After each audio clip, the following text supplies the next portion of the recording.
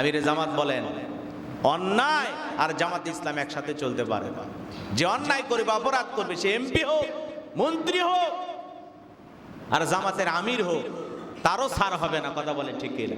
যে অপরাধ করেছে তার শাস্তি হওয়া দরকার। কথা বলেন ঠিক কিনা? জামাত ইসলাম তাকে বহিষ্কার করেছেন এবং ইসির কাছে চিঠি পাঠাইছেন জানো তার এমপি পদও না থাকে। সাতক্ষীরার এমপি সাহেব দেখলেন না, বয়স হয়ে গেছে ৭৫, এরপরেও তরুণী নিয়ে হোটেল চলে গেছে। এখন বলতেছে আমার বউ। ভালো কথা, বউ নিয়ে হোটেলে কেন?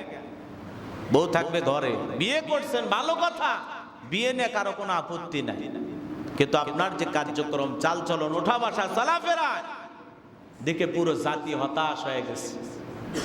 বাংলাদেশ জামাত ইসলামকে ধন্যবাদ যে তাকে দল থেকে বহিষ্কার করেছেন। বাংলাদেশের ইতিহাসে এই প্রথম কোন এমপি যদি এই কাজ করতো। বিগত বছরে অনেক এমপির ভিডিও ভাইরাল হয়ে গেছে, কোন দল ওই এমপি থাকা অবস্থায় বহিষ্কার করার সাহস পায় না, কিন্তু বাংলাদেশ জামাত ইসলাম। আমিরে জামাত বলেন, অন্যায় আর জামাত ইসলাম একসাথে চলতে পারে না। যে অন্যায় করবে, অপরাধ করবে, সে এমপি হোক, মন্ত্রী হোক, আর জামাতের আমির হোক, তারও ছাড় হবে না। কথা বলেন ঠিক কিনা? এই গাজী নজরুল ইসলামকে দল থেকে বহিষ্কার করা হয়েছে। সোশ্যাল মিডিয়ার মাধ্যমে আমরা খবর পেলাম, এই লোক নিজে বলছেন যে আমি জাসদ করি, আওয়ামী লীগ করি, ছাত্রলীগ করি, এরপরে আমি জামাত ইসলাম শুরু করছি। কথা বোঝেন নাই? তো এই জন্য এই সমস্ত মানুষদের দ্বারা এই ঘটনাগুলো পুরো জাতি লজ্জিত। এই বৃদ্ধ বয়সে কিভাবে সম্ভব? 18 বছর 16 বছরের তরুণী নিয়ে গেছেন। বিয়ে করলে বউ থাকবে ঘরে। আরে বিয়ে করলে এমপি হয়, অন্তত 500 মানুষকে দাওয়াত দেন, 1000 মানুষকে দাওয়াত দেন যে আমি বিয়ে করলাম, পুরো জাতি জানুক। কথা বলেন ঠিক কিনা? বিয়ে তো দোষের কিছু না। এখন বলতেছে আমাকে জিম্মি করা হয়েছে, টাকা চাইছে, নানান কথা বলে নিজেকে বাঁচানোর চেষ্টা করতেছে। কিন্তু আজকে পুরো সমাজ আপনাদের এই ঘটনাগুলোর দ্বারা পুরো জাতির কাছে আমরা লজ্জিত হয়ে যাই। মানুষ ফোন দিয়ে বলে, হুজুর কি করলো এটা? আমরা কি বলবো? আজকে যেই করতেছে দেখেন অনেকেরই ভিডিও ফুটেজ ভাইরাল হয়ে যায়। এই জন্য সতর্ক থাকতে হবে। দুনিয়ার সিসি ক্যামেরায় ধরা পড়েছেন, ভাইরাল হয়ে গেল। আল্লাহর ভয় যদি থাকতো, তাকওয়া যদি থাকতো, সেই মানুষের দ্বারা এই ধরনের কাজ করা সম্ভব নয়। কথা বলেন ঠিক কিনা? আল্লাহর ভয় নাই, টুপি আছে, দাড়ি আছে, আপনি একজন মুক্তিযোদ্ধা ছিলেন, হ্যাঁ?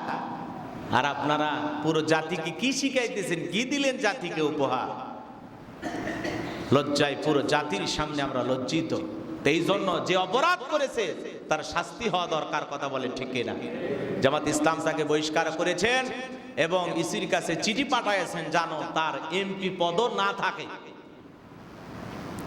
এই জন্য ইসলামী আন্দোলনের এই সাহসী পদক্ষেপকে আমরা ধন্যবাদ জানাই।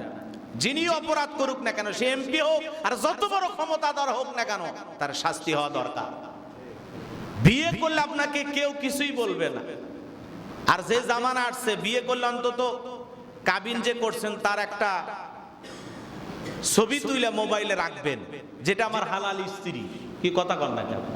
একটা ছবি তুলে মোবাইলে রেখে দেবেন, সাথে সাথে যেন প্রমাণ দিতে পারেন, জাতি যেন আপনাকে নিয়ে মিথ্যা কোনো অপবাদ না দিতে পারে, মিথ্যা কোনো তথ্য না ছড়াইতে পারে। আপনি সাথে সাথে বলে দেবেন যেটা আমার হালাল স্ত্রী, যে বিয়ে করছে।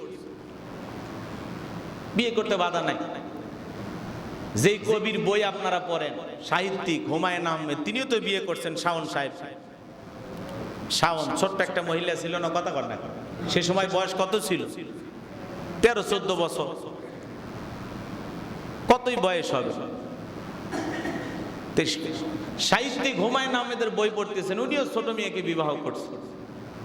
তো ছোট মেয়েকে বিবাহ করা খারাপের কিছু না। আপনার স্ত্রী প্রয়োজন, আপনি বিবাহ করবেন, কিন্তু যা শুরু হয়েছে এটাকে জাতির মানুষ আর বিবাহ নিতে পারে নাই। কথা বলে ঠিক না? যেটা বাঁচার জন্য বলতেছে। আল্লাহ যেন ওই সমস্ত মানুষদের হাত থেকে এই পুরো জাতিকে হেফাজত করেন। জোরে বলেন আমিন। আপনাদের কাছ থেকে মানুষ শিখবে, কিন্তু আপনাদের চরিত্র যদি এত নিকৃষ্ট হয়, আপনারা পুরো জাতিকে কোনো কিছু আর উপহার দিতে পারবেন না। কথা বলেন ঠিক না? এখন ফাঁসানো হোক আর পাতানো হোক আর যাই হোক, যা করবেন ভাবিয়া চিন্তা করা লাগবে। কথায় আছে, ভাবিয়া করিও কাজ, করিও ভাবিও না। পুরো জাতির সামনে নাকানে চুবানি খাবেন আর নিজেকে বাঁচানোর জন্য বলবেন আমার দ্বিতীয় স্ত্রী। এটা আপনার আগেই বলা উচিত ছিল।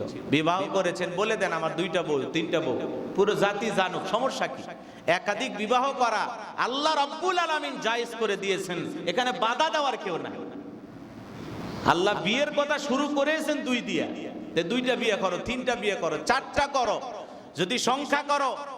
এরকম যদি ভিতরে হয় যে তুমি আদল ইনসাফ প্রতিষ্ঠিত করতে পারবে না, সমতা বজায় রাখতে পারবা না, সকল স্ত্রীর হক সঠিকভাবে আদায় করতে পারবা না, তাহলে একটার নিয়েই থাকো। একাধিক বিবাহ করবেন, তাতে কোনো বাধা নাই, কিন্তু সমতা বজায় রাখতে হবে। প্রত্যেকটা স্ত্রীর সাথে সুন্দর আচরণ করতে হবে, এক চোখে দেখতে হবে, মহব্বত ভালোবাসা সব একভাবে হবে, সমানভাবে হবে। আল্লাহ রাব্বুল আলামিন পুরো জাতিকে এই সমস্ত মানুষদের হাত থেকে হেফাজত করেন, জোরে বলুন আমিন। পুরো জাতি লজ্জিত, কি কলঙ্কিত অধ্যায় শুরু হয়ে গেছে। আল্লাহ যেন এই সমস্ত নাফাক মানুষদের হাত থেকে আমাদের সমাজকে রক্ষা করেন, সকলে বলুন আমিন।